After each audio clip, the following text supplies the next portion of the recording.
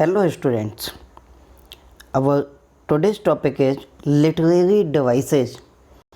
Students literary devices को writers अपनी writing को और भी ज़्यादा इफ़ेक्टिव बनाने के लिए, और भी ज़्यादा सुंदर और भी ज़्यादा अट्रैक्टिव बनाने के लिए यूज करते हैं। बहुत सारी तरह की लिटरेरी डिवाइसेज होती हैं and in today's topic we shall learn some important literary devices. First is alliteration. Alliteration is a series of words begin with the same consonant sound. Student alliteration तब होता है जब किसी वर्ड नहीं, a series of words यानी कई सारे words का फर्स्ट लेटर उनकी बिगनिंग कॉन्सोनेंट साउंड से स्टार्ट होती है। यानी कि एक लाइन में यदि बहुत सारे वर्ड्स हैं और उन बहुत सारे वर्ड्स में से कई वर्ड ऐसे हैं जिनकी स्टार्टिंग सेम कॉन्सोनेंट साउंड से है। For example, she sells sea shells by the sea shore. You can see in this line every word begins with the consonant letter S. She S, sells S, she sells S, she S, shore S। इन सारे words में जितने भी, और यहाँ पर आप देख पा रहे होंगे कि अंडरलाइन भी किया गया है। तो बिगिनिंग लेटर, स्टूडेंट्स ध्यान रखिएगा, beginning letter of the words has the same consonant sound, right? Next example, Peter Piper picked a peck of pickled pepper. So just see the repetition of the beginning consonant sound, only beginning consonant sound. Baker's beagle barked and bade becoming bothersome for Billy. Here in this line there is the repetition of B. Can you keep the cat from clawing the couch? It's creating chaos. Students, in this line you have to pay attention.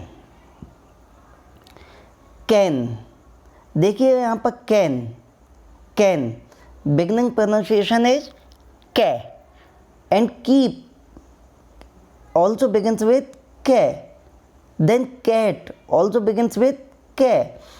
तो first letter matter नहीं करता। यहाँ पर हम देखें तो first word का first letter है C, देन थर्ड वर्ड का फर्स्ट लेटर है K, देन फिफ्थ वर्ड का फर्स्ट लेटर है C। तो मैटर ये नहीं करता कि सेम कॉन्सोनेंट रिपीट हो रहा है या नहीं, मैटर करता है कि सेम कॉन्सोनेंट साउंड का रिपीटिशन होना चाहिए in the beginning of the words. यहाँ आप हिंदी में आप यदि देखें तो कैन का, कीप का, कैट का, क्लोइंग का, कॉच का, right? Greedy goats गॉबल्ड up gooseberries getting good at grabbing the goodies. तो here is the repetition of G, ga, greedy ga, goats ga, gobbled ga. Second is anaphora. Anaphora, what is anaphora? Several phrases or verses in a poem begins with the same word or words. Students, जब किसी line की, बल्कि जब मुझे कहना चाहिए कि जब कई सारी लाइन की स्टार्टिंग सेम वर्ड से हो, या कई सारे स्टैंजाज की starting same word same phrase से हो, या कई सारे पैराग्राफ की starting same word same phrases से हो, वहाँ एनाफोरा होता है। आप देखिएगा example, I came, I saw, I conquered. यहाँ ये फ्रेजेज है, आई केम, आई इस फ्रेज की स्टार्टिंग किससे है? आई से. Then next phrase I saw starting with I. Then next phrase I conquered starting with I. तो यहाँ पर आई इन तीन फ्रेजेज में तीनों फ्रेजेज की स्टार्टिंग सेम वर्ड से है, इसलिए यहाँ पर फिगर ऑफ स्पीच या हम कहें लिटरेरी डिवाइस कौन सी रहेगी? Anaphora. Next is made word, made king, made composition. यहाँ भी देखिए इसमें भी तीन फ्रेजेज हैं. मेड वर्ड एक, made king second phrase, made composition third phrase, और तीनों की starting same word made made made से है. तो figure of speech anaphora. It was the best times, it was the worst of times, it was the age of wisdom, it was the age of foolishness. देखिएगा sentence के जितने भी parts हैं हर part के स्टार्टिंग में it was the, it was the, it was the, it was the. तो repetition of the same words और phrases anaphora. with malice toward none, with charity of all, with firmness in the right. Again starting with. We shall not flag or fail. We shall go on to the end. We shall never surrender. So the starting of every sentence is we shall, we shall, we shall. So there is the repetition of word or phrase. Then figure of speech is, or we should say literary device is anaphora. Right students? Then the word is assonance. The word is assonance. What is assonance? Repetition of vowel sounds in words that are close together. Students अभी हम लोगों ने alliteration पढ़ा. Alliteration में matter करता था कि first letter should be consonant, first letter should be consonant. But what if it is vowel? If there is a repetition of vowel, vowel का यदि रिपीटिशन होगा तो वहाँ हम एलिटरेशन नहीं बोल सकते. वॉवल साउंड का यदि रिपीटिशन हुआ then the figure of speech is assonance. Right? देखिएगा repetition of a. In first example there is the repetition of a. For the rare and radiant maiden whom the angels named Lenore. Right? There is the repetition, and one more thing is there in assonance.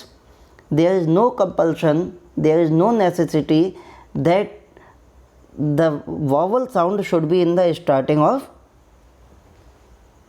word, but in alliteration it should be in the starting. Next is repetition of E. Therefore all seasons shall be sweet and thee. मैंने अभी बताया था, मैं और अच्छे से बता देता हूँ कि एलिट्रेशन में जो रिपीटिशन ऑफ कॉन्सोनेंट साउंड है वो हर वर्ड की स्टार्टिंग में होनी चाहिए, लेकिन एसोनेंस में रिपीटिशन ऑफ वॉवल साउंड का स्टार्टिंग से कोई मैटर नहीं है. इसका स्टार्टिंग से कोई मतलब नहीं है. इसमें बिल्कुल ऐसा नहीं कहा गया है या ऐसा नहीं कहना है हमको कि वर्ड की स्टार्टिंग में वॉवल की रिपीटिशन हो तो एसोनेंस है. नहीं, वॉवल साउंड की रिपीटिशन कहीं भी हो सकती है, स्टार्टिंग में, मिडिल में, एंड में, कहीं भी हो सकती है, तो एसोनेंस है. यहाँ पर देखिएगा ई में देयरफॉर में ई का रिपीटिशन, सीजन में ई का रिपीटिशन, बी में ई का रिपीटिशन, स्वीट में ई का रिपीटिशन एंड देन दी में ई का repetition. This is example of repetition for I. From what I have tasted of desire, I hold with those who favor fire. Repetition of O. Or hear old Triton below his wreathed horn. Repetition of U. uncertain rustling of each purple curtain. Next is hyperbole. Students, this is not hyperbole. This is not hyperbole. The correct pronunciation of this word is hyperbole. Hyperbole. छोटी ई की मात्रा L पर, hyperbole. Right? तो usage एग्जेगरेशन और for emphasise और effect. शुद्ध हिंदी में यदि मैं बात करूं तो हाइपरबोली को हिंदी में बोलते हैं अतिशयोक्ति अलंकार. कौन सा? अतिशयोक्ति अलंकार. और अतिशयोक्ति अलंकार को अब इंग्लिश में समझिए आप. यूजेज एग्जेगरेशन फॉर एम्फसाइज और इफेक्ट. अपनी कही हुई बात को एम्फसाइज करने के लिए या अपनी कही हुई बोली जाने वाली बात को इफ़ेक्टिव बनाने के लिए, एम्फसाइज यानी जोर देने के लिए उस बात में, उस बात को और दमदार जोरदार बनाने के लिए या उसको और ज़्यादा इफ़ेक्टिव यानी प्रभावी बनाने के लिए जब हम एग्जेगरेशन करते हैं यानी बात को बढ़ा चढ़ा कर बोलते हैं, बात को बढ़ा चढ़ा कर बोलते हैं, तब हमारा लिटरेरी डिवाइस या कहें हम फिगर ऑफ स्पीच होता है हाइपरबोली. स्टूडेंट्स देखिएगा, आई हैव टोल्ड यू 100 टाइम्स. कई बार हम लोगों से बोला जाता है, कई बार आपसे बोला गया होगा, आपके पेरेंट्स ने आपको कई बार बोला होगा, आपके टीचर्स ने आपको बोला होगा, सैकड़ों बार बोल दिया तुमसे, तब भी तुम्हारी समझ में नहीं आ रहा. कभी ईमानदारी से काउंट करके देखना उन्होंने कितनी बार बोली हुई होती है वो बात. 3-4, हद से हद 2, 3, 4, 5, 6, 7 बार. लेकिन जब डांटते हैं तब क्या कहते हैं? सैकड़ों बार समझा दिया तब भी समझ में नहीं आ रहा. तो what is this? This is exaggeration, the use of hyperbole. I have told you 100 times. Right? It cost $1 billion. कोई भी चीज़ हो हम जनरली कहते हैं ये तो करोड़ों की है. करोड़ों की है तो वास्तव में करोड़ों की होती नहीं है, तो वो करोड़ों की वैल्यू के बराबर उसको बोला जाता है. कभी कभी तो हम बातों को ही कह देते हैं कि अरे तुमने तो लाख टके की बात कह दी, जबकि बातों का कोई मूल्य नहीं होता है.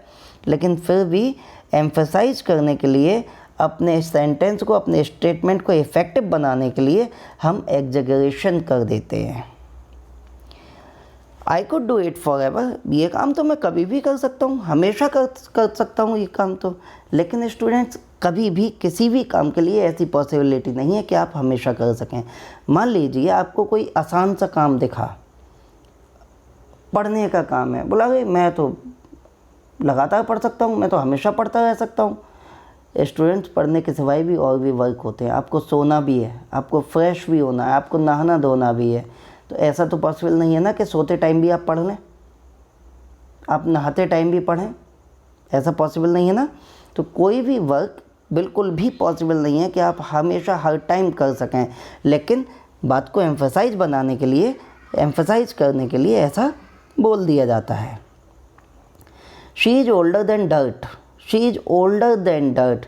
डर्ट मीन्स धूल होता है, तो वो यानी कि धूल से भी ज़्यादा पुरानी है, धूल से भी ज़्यादा. इसका सही सेंस तो यह है कि वह पृथ्वी से भी बूढ़ी है, पृथ्वी से भी बूढ़ी है. यहाँ डर्ट यूज किया गया अर्थ के लिए. अर्थ मीन्स पृथ्वी, तो वह पृथ्वी से भी बूढ़ी है, वह अर्थ से भी बूढ़ी है, हो ही नहीं सकता. The sense is she is very old. Right? Everybody knows that. कोई भी बात हो, बोला ये तो हर कोई जानता है.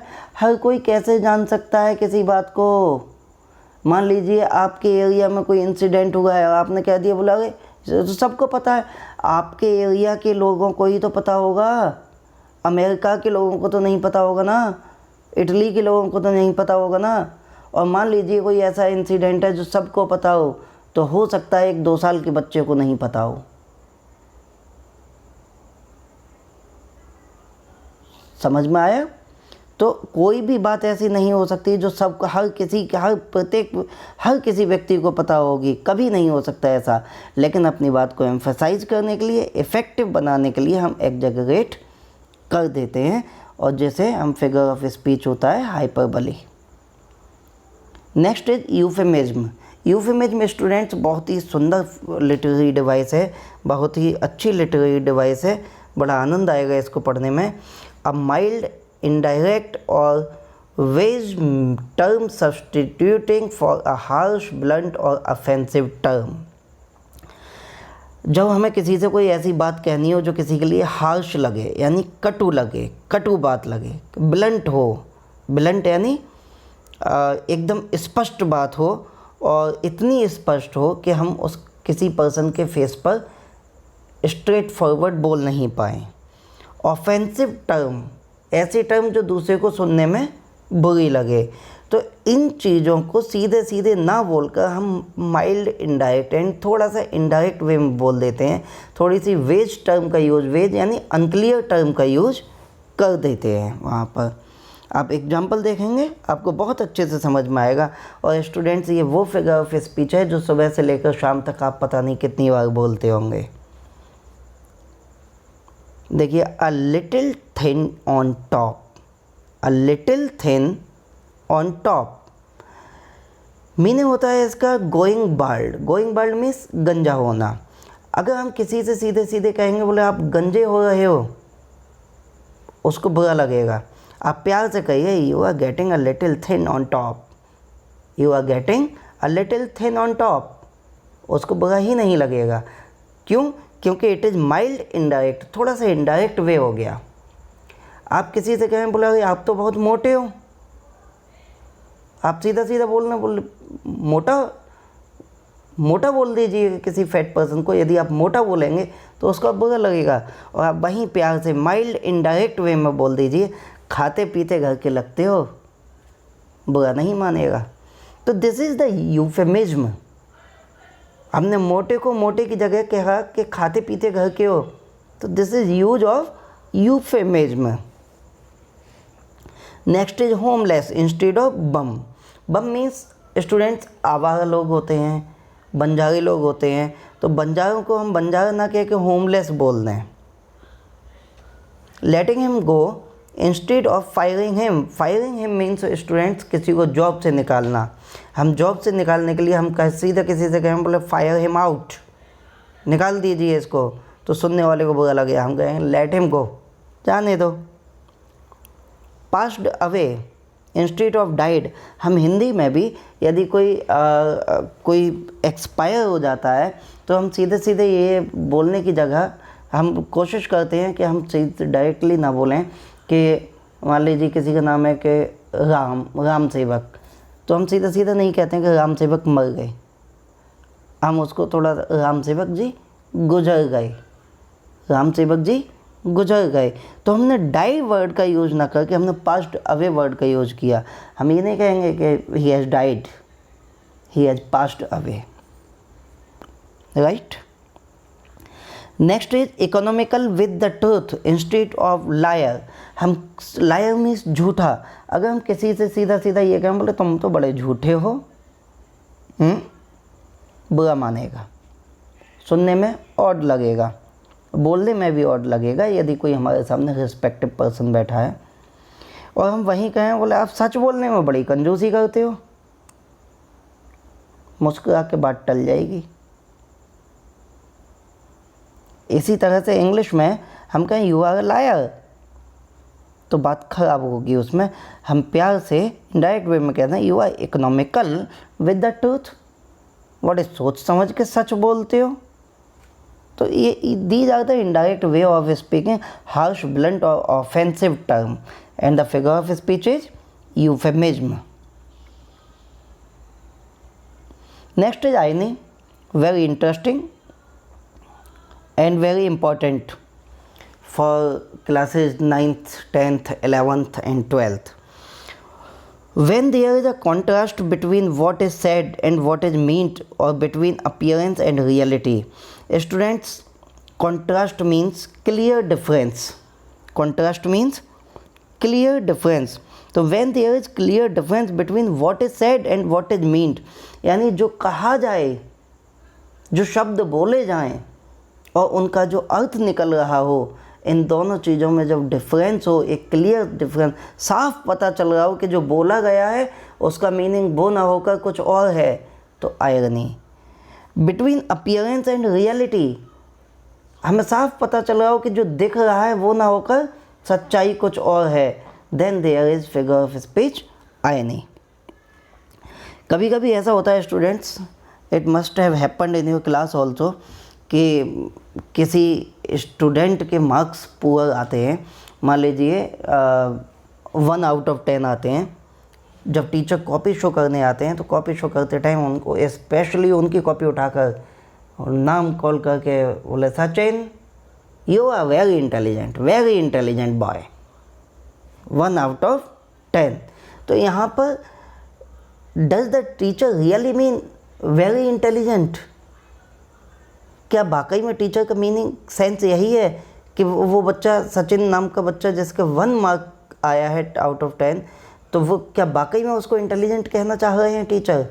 नहीं, शब्द इंटेलिजेंट हैं, शब्द यूज किया गया है इंटेलिजेंट, वेरी इंटेलिजेंट, लेकिन वहाँ पर वो उनको बेवकूफ़ कहना चाह रहे हैं। तो this is the contrast between the word said and it's meaning. See the example.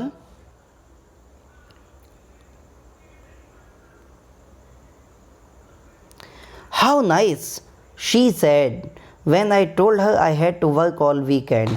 देखिएगा, हो सकता है कोई बेचारा हस्बैंड अपनी वाइफ को बता रहा है कि मुझे पूरे वीक वर्क करना पड़ता है। When I told her I had to work all weekend, मुझे पिछले पूरे सप्ताह, पूरे वीक वर्क करना पड़ा, यानी कि एक भी छुट्टी नहीं मिली। तो वाइफ कहती है लौट कर, हाउ नाइस, कितना बढ़िया हुआ ना। तो क्या वाकई में यहाँ पर वाइफ बहुत अच्छा कहना चाह रही है?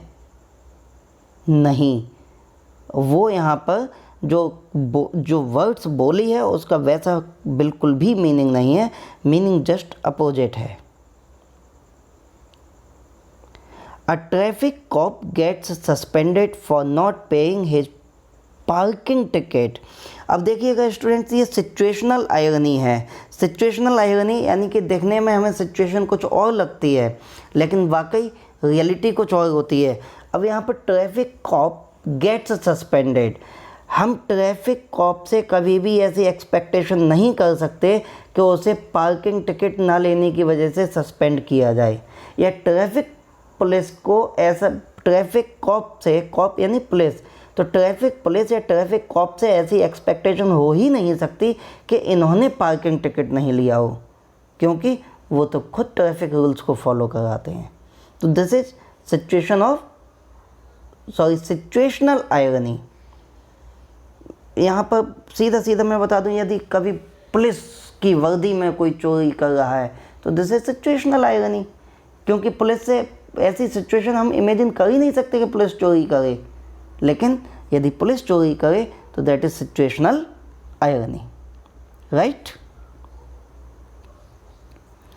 The Titanic was said to be unsinkable but sank on its first voyage. This is also an example of situational irony. The Titanic, सब लोगों ने सुना होगा, टाइटैनिक एक मूवी भी थी। ये टाइटैनिक एक बहुत बड़ा शिप था और जिसके लिए कहा जाता था कि ये अनसिंकेबल है, ये डूब नहीं सकता, लेकिन अनफॉर्चुनेटली वो अपनी फर्स्ट वोयाज यानी अपनी पहली समुद्री यात्रा में ही डूब गया। तो what is this? Situational irony. जो लोग टाइटैनिक पर ट्रैवल करने गए होंगे, जर्नी करने गए होंगे, उन्होंने कभी सपने में भी नहीं सोचा होगा कि ये डूब जाएगा, क्योंकि it was said to be unsinkable. उसको ऐसा माना जाता था कि ये डूब ही नहीं सकता। Next is audience knows. The audience knows the killer is hiding in the closet in a scary movie but the actors do not.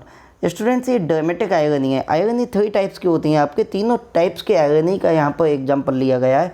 Verbal irony, situational irony and dramatic irony. Dramatic irony, the last example has been taken from dramatic irony. The audience knows the killer is hiding in the closet. Audience को पता है कि killer कहाँ पर छुपा हुआ है, closet में छुपा हुआ है, लेकिन एक्टर्स को नहीं पता है। ऑडियंस समझ रहे हैं, ऑडियंस को साफ समझ में आ रहा है, बोले ये यहाँ पर हाइड कर रहा है, यहाँ पर छुपा हुआ है, लेकिन एक्टर्स वहाँ पर ऐसी एक्टिंग कर रहे हैं that they do not know. तो what is this? Dramatic irony. Next is metaphor. Metaphor compares two unlike things और आइडिया। दो अलग अलग तरह के, दो अनलाइक थिंग्स या अनलाइक आइडियाज़ को कंपेयर करते हैं हम मेटाफर से। यहाँ देखिएगा, हार्ट ऑफ स्टोन। स्टूडेंट्स, एक तरफ हार्ट है, एक तरफ स्टोन है, both of the things are unlike. हम सोच ही नहीं सकते कि इनका कंपैरिजन हो सकता है, लेकिन कंपैरिजन हम करते हैं कि he has a heart of stone, he has a heart of stone. वह तो पत्थर दिल इंसान है। तो कहाँ पत्थर कहाँ दिल, इन दोनों का कोई कंपैरिजन हुआ नहीं। लेकिन when these two things are compared, the figure of speech is metaphor.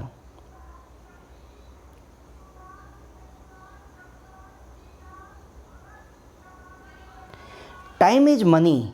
तो time has been compared with money. Time को कितनी वैल्यू दी गई है? टाइम को वैल्यू मनी वाली दी गई है।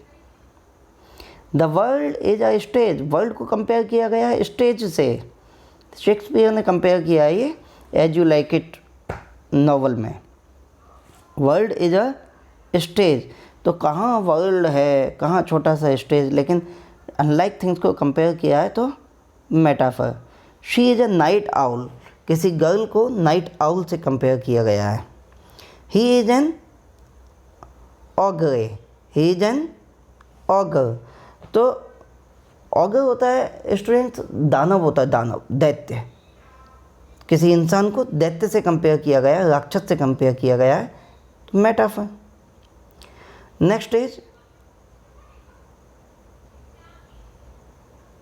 टाइम लगाया मैंने पढ़ने में, स्पेशली इसलिए टाइम लगाया कि मुझसे पहले आप इसको पढ़ सकें और आप ये एहसास कर सकें कि क्या आपने सही पढ़ा इसको। आप में से 95% स्टूडेंट्स ने इसको पढ़ा होगा, ओनोमेटोपिया, ओनोमेटोपोइया, ओनोमेटो कुछ स्टूडेंट्स ने इसको ओनोमेटोपोइया पढ़ा होगा, तो कुछ ने पढ़ा होगा onomatopoeia, onomatopoeia. But the correct pronunciation of this word is, listen to it carefully, onomatopoeia, onomatopoeia, onomatopoeia, onomatopoeia. What is this? Onomatopoeia. Repeat once or twice.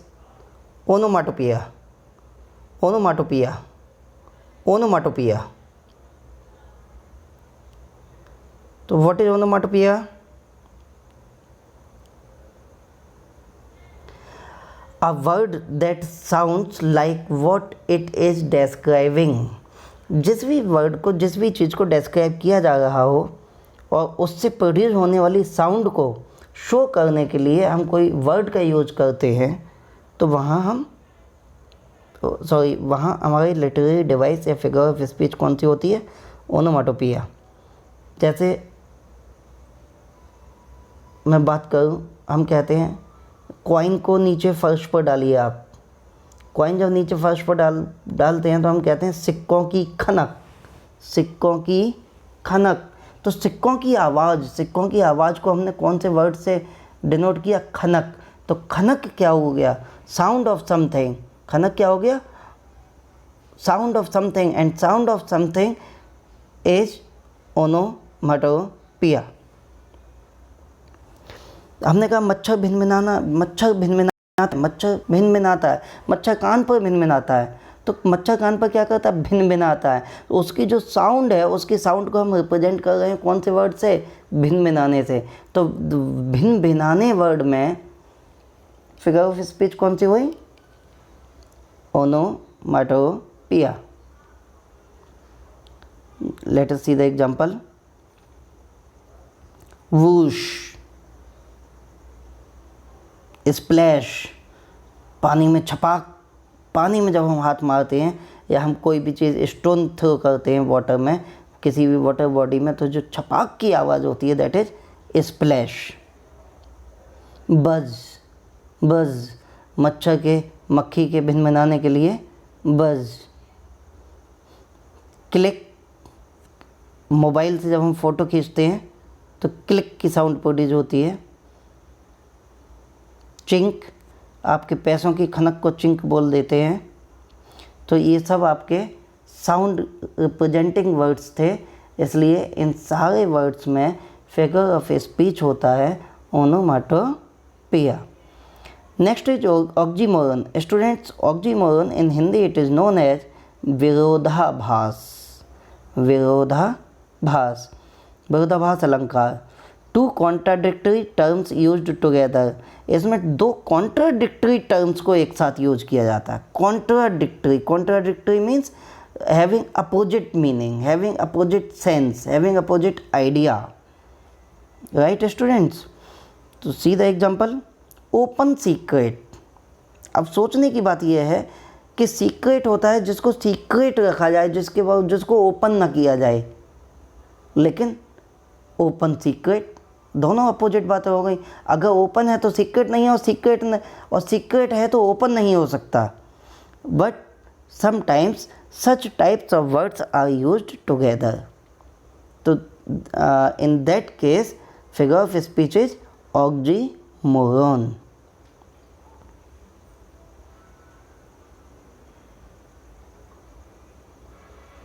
Sorry. Next is tragic comedy. Tragic आपका दुखद हो गया, comedy आपका हास्य हो गया। Tragic है तो कॉमेडी नहीं है, कॉमेडी है तो ट्रेजिक नहीं है। लेकिन ट्रेजिक कॉमेडी जब साथ में यूज किया जाए तो ये ऑक्सीमोरन।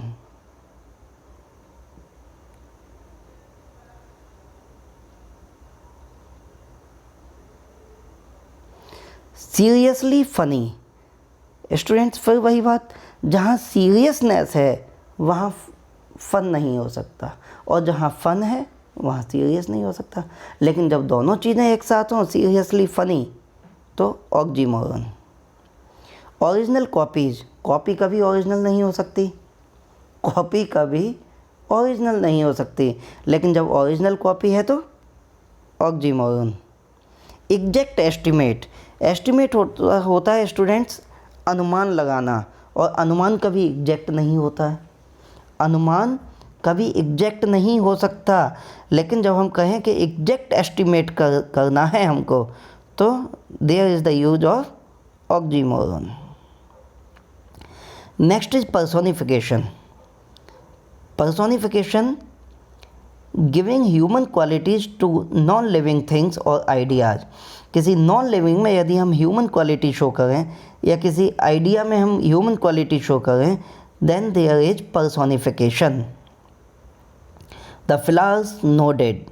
स्टूडेंट्स, नोड मीन्स होता है गर्दन हिलाना, और गर्दन किसकी हिल सकती है? ह्यूमन बीइंग की।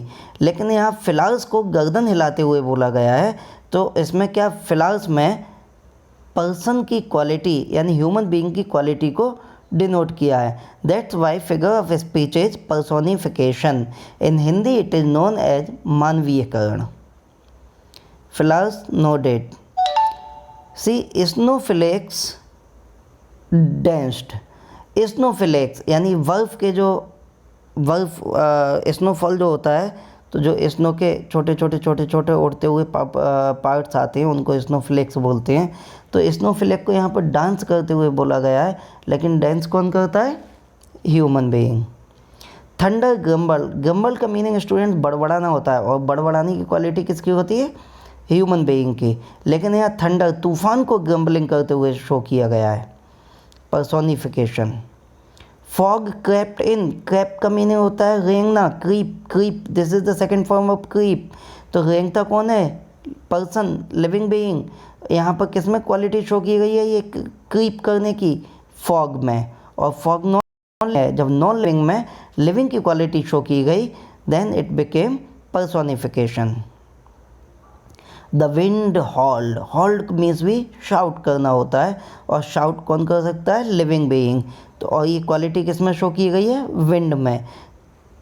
Figure of speech become personification. Next is simile. Very simple, very easy and most oftenly used. आप सब जानते भी होंगे इसको कि a comparison between two unlike things using the words like और as like का यूज करके जब दो unlike things का comparison किया जाए वहाँ पर फिगर ऑफ स्पीच कौन सी होती है? सिमिली. एग्जाम्पल देखिएगा. As slippery as an eel. Eel students एक फ़िश होती है, स्नेक टाइप फिश होती है और बहुत स्लिपरी होती है, इसलिए कंपैरिजन किया गया है as slippery as an eel. Like peas in a pod.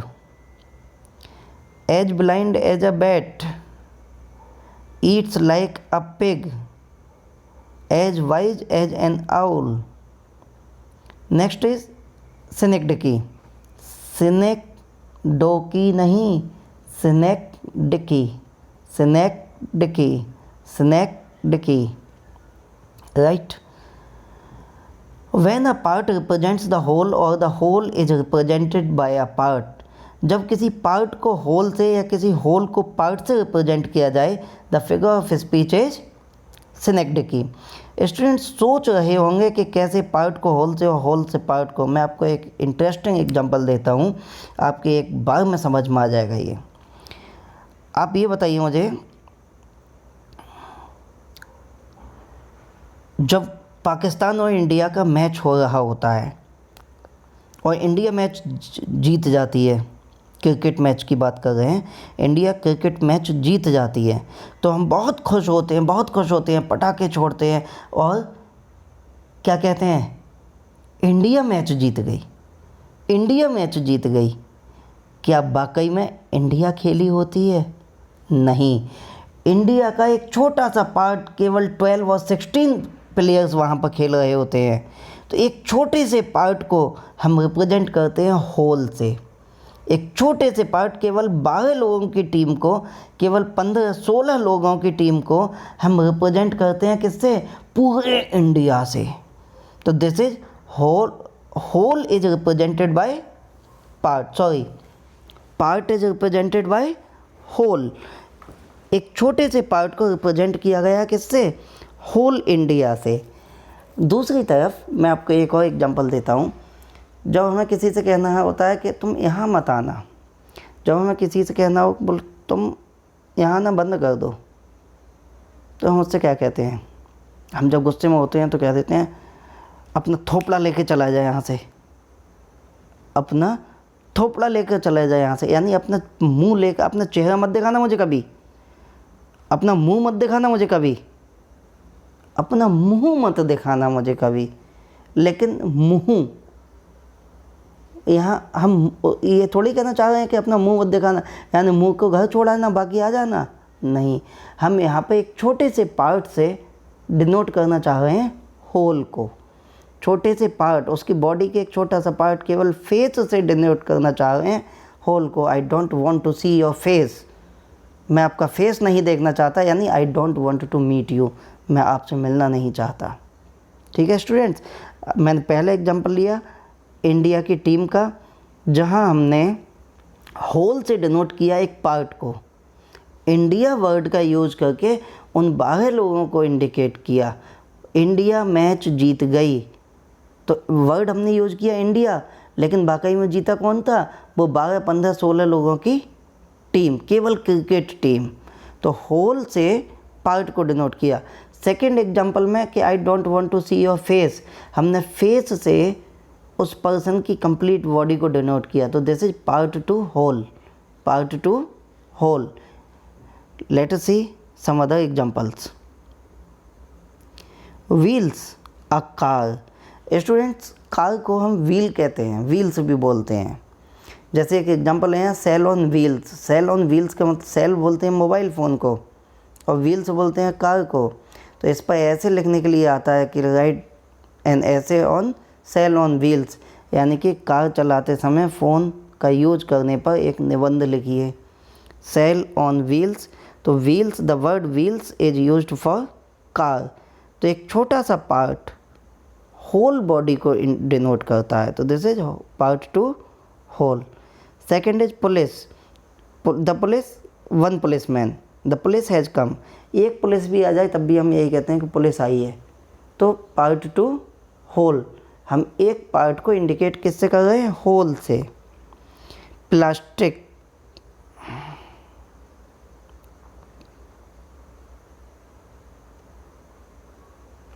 Sorry student, this is not a proper example, plastic credit card. लेकिन यहाँ पर मैं बता दूँ आपको कि प्लास्टिक वर्ड हम क्रेडिट कार्ड के लिए यूज करते हैं।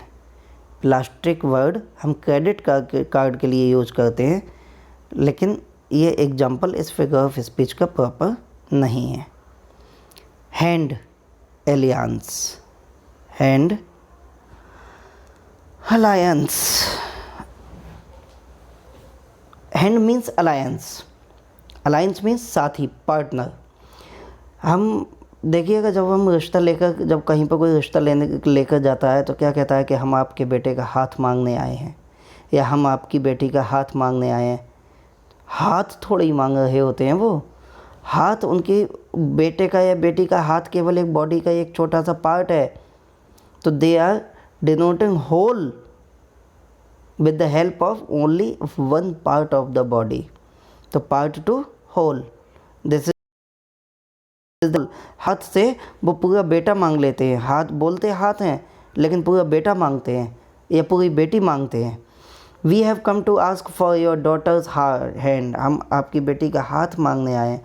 अरे सीधे सीधे बोलो ना, हाथ मांगने नहीं आए हो तुम, बेटी मांगने आए हो। तो दिस इज स्नैक्ड की, right students. Boots on the ground is used for soldier. Next is understatement. Understatement is just opposite to the hyperbole. Hyperbole में बातों को बढ़ा चढ़ा कर बोला जाता है, एग्जैगरेट किया जाता है। एंड अंडरस्टेटमेंट में किसी भी बात के वेट को कम कर दिया जाता है। कैसे? When something is said to make something appear less important or less serious, जब हम किसी बात को, किसी भी बात को या किसी पर्सन को, किसी थिंग को, किसी ऑब्जेक्ट को हम अपनी बातों से कम इम्पोर्टेंट बना दें या कम सीरियस बना दें, तो वहाँ अंडरस्टेटमेंट होता है। एक छोटा सा एग्जांपल मैं आपको दूँ। सपोज दैट आपको चोट लग गई, आपको चोट लग गई, आप एक्सीडेंट हो गया, गॉड फॉरबिड, भगवान ना करे कि ऐसा हो, लेकिन I am just taken an example. कहीं एक्सीडेंट हो गया और आप हॉस्पिटल में पहुंच गए, आपने घर पर इन्फॉर्मेशन नहीं दी, आपके किसी फ्रेंड ने आपकी मदर को इन्फॉर्म किया, मदर का तुरंत फ़ोन आता है, हाँ बेटा क्या हुआ, एक्सीडेंट हो गया, चोट लग गई, कहाँ कहाँ, क्या हो गया, क्या हो गया। घबराती हुई एकदम माने कई सारे सवाल एक साथ पूछ लिए। आपका पैर भी फ्रैक्चर है या आपके पैर में बड़ी चोट भी आई है, आप तुरंत फ़ोन पर अपनी माँ से यही कहेंगे, कुछ नहीं बस थोड़ी बहुत चोट आई है, अभी थोड़ी देर में घर आ जाऊँगा। तो this is under statement, this is an example of under statement. एक और एग्जाम्पल लेते हैं। स्कूल लाइफ में अक्सर ऐसा होता है, बोले हम किसी की बाइक, किसी की स्कूटी मांग कर ले जाते हैं और कहीं स्कूटी गिर पड़ी, स्क्रैच आ गए, हेडलाइट पर उसके अच्छे खासे स्क्रैच आए हैं, और जब हम उसको वापस करते हैं तो वापस करते टाइम हम क्या बोल देते हैं, वापस करते टाइम हम उनसे बोल देते हैं, अरे बस थोड़ा सा स्क्रैच आ गया है, स्कूटी गिर गई थी, हल्का सा स्क्रैच आ गया है। तो इसमें हमने क्या किया? अंडर स्टेटमेंट, हमने उसकी सीरियसनेस को कम कर दिया। Got it students? Understatement में हम वैल्यू को कम कर देते हैं। देखिए, it's just a scratch referring to a large dent. किसी गाड़ी में बहुत अच्छा खासा डेंट आ गया है, लेकिन हम कह रहे हैं अरे हल्का सा स्क्रैच है, it's just a scratch. It's little dry and sandy referring to the driest desert in the world. बहुत सबसे ज़्यादा सूखे डेजर्ट को हम बोल रहे हैं little dry and sandy. The weather is a little cooler today, हल्का सा ठंडा मौसम है जबकि सब 0 टेम्परेचर है। It was interesting referring to a bad और डिफ़िकल्ट एक्सपीरियंस। बहुत बुरे, बहुत मुश्किल एक्सपीरियंस को भी इंटरेस्टिंग बोल दिया। इट स्टिंग्स अ बिट, हल्का सा चुभ रहा है। Referring to a serious wound और इंजरी, बहुत बड़े घाव को, बड़े वुंड को, बड़ी इंजरी को हम कह रहे हैं हल्का सा पेन है, तो understatement. Now student, this is enjambment, enjambment this is poetic device. Literary device में ही अब तक मैं कई बार मैंने वर्ड यूज किया था figure of speech, figure of speech, figure of speech, but now for this word I shall have to use poetic device. This is poetic device. Moving over from one line to another without a terminating punctuation mark. Student, what is terminating punctuation mark? Terminating punctuation mark is full stop. Terminating punctuation mark is full stop. तो meaning समझिएगा, moving over from one line to another without a terminating punctuation mark, यानी जब हम कोई poem लिखते हैं या हम कोई पोएम पढ़ते हैं तो एक लाइन का मीनिंग एक लाइन में कंप्लीट ना होकर नेक्स्ट लाइन में पहुँचे, सेकेंड लाइन में, या सेकंड लाइन में भी कंप्लीट ना हो, हमें फिर थर्ड लाइन में पहुंचना पड़े, थर्ड में भी कंप्लीट ना हो, फोर्थ लाइन में पहुंचना पड़े। तो इस तरह से जब एक लाइन कंप्लीट सेंस ना देकर वो नेक्स्ट लाइन में जंप कर जाती है, स्टूडेंट्स, एंजम्पमेंट का मीनिंग ही स्टेप अहेड होता है, आगे बढ़ना होता है। तो जब एक लाइन अगली लाइन में आगे बढ़ जाए, वहीं पर हमारा पोएटिक डिवाइस कौन सा होता है? एंजम्पमेंट। एंजम्पमेंट, आप देखिएगा example, the way a क्रॉ, full terminating punctuation mark नहीं है। The way a क्रॉ shook down on me, लगा कि सेकंड लाइन में कम सेंस कंप्लीट हो जाएगा, लेकिन अब हमको थर्ड लाइन में पहुंचना पड़ेगा। The dust of snow from a hemlock tree means to understand the sense of these written words और lines we had to read all 4 lines. क्यों? क्योंकि first line is going into second line and second is going into third and third is going into fourth line. Right students? जब एक line से कोई line अगले line में जाकर शामिल हो जाए, वहाँ पर एंजम्पमेंट पोएटिक डिवाइस होती है। Thank you students. These were the main literary devices used in your used in your classes, used in your books, and I hope you must have understood. If there is any problem, contact me. Right? Students, please make a proper note of these things because these are very important.